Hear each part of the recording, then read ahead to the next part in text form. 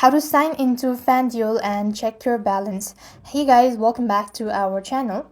So in order to sign into FanDuel and check your balance, you could use a mobile app or a browser version as well.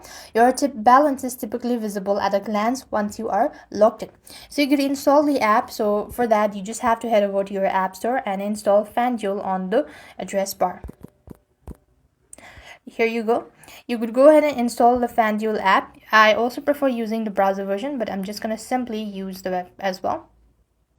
So once the app is installed, select the open button and you can enable all these permissions as well.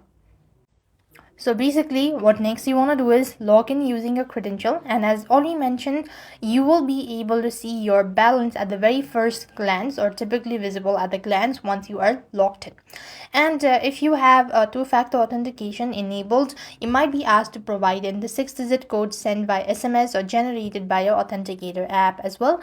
And if prompted, you want to select your current legal state to access localization feature as well. So this is how you are supposed to sign into a FanDuel and check your balance. I hope the video was helpful. Make sure to like, share and subscribe. Thank you for watching. See you in the next video.